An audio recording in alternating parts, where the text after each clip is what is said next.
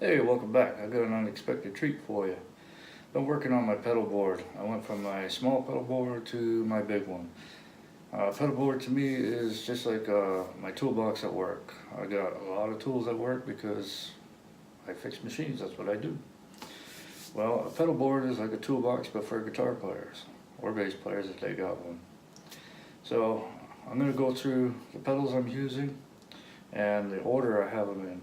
Now, nothing's secured on this pedal board. I'm still working things out and how I want everything placed. Everything's going to be roughly where you see it, and I'll go through my signal path so you can see how I got my pedal board set up and why I got it set up the way I do.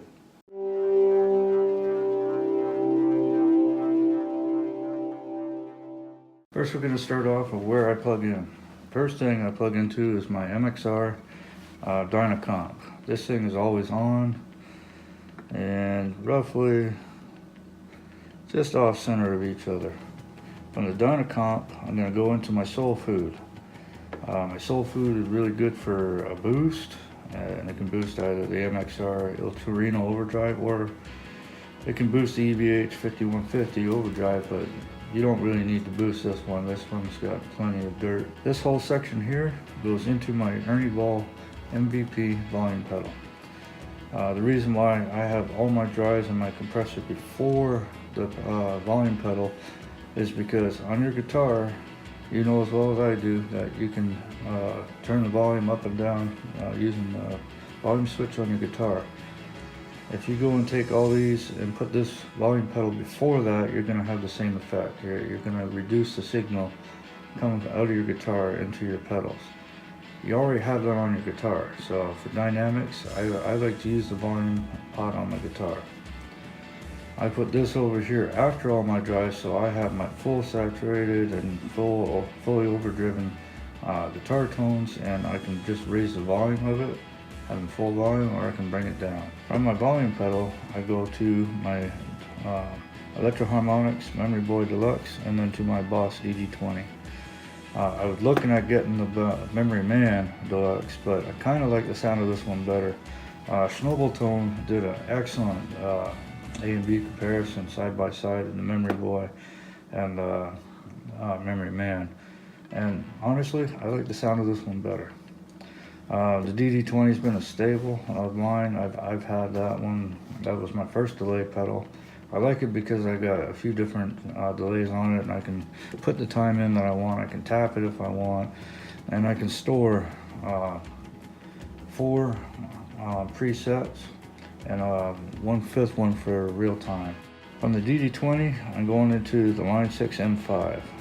The M5 is here because it's a tuner, and also I put it after my delays because I use modulations and filters. I don't want to delay a modulated signal. I want the delay to be modulated. After the M5, I go into my Strymon Big Sky, and I know everybody that, oh, you're a big fanboy and all that. I like the Big Sky, and I do a lot of ethereal stuff, and I really like ethereal playing, so it's going to be on my board and it stays. For light duty, I got my Hall of Fame TC Electronic Reverb. It's an excellent reverb. It's not as, it doesn't have all the features of the Big Sky, but it does the trick. Now, the thing I want to make sure is that this will be my output. My guitar plugs in here, and everything goes out through here to my amp. I don't want anything coming out of the back of this where I'm plugging it in and unplugging it all the time in case something breaks. This pedal is way more expensive than this one. This one is far easier to replace than that one. So that's pretty much my pedal board setup. My light drives, they come in real handy.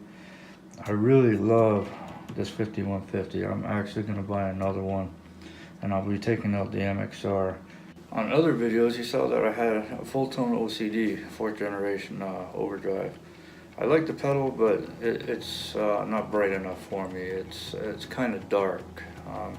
I've tried experimenting with it. I even put in 18 volts, you know, to see if I can get more headroom, more clarity, and I just wasn't getting it. So won't be getting rid of it.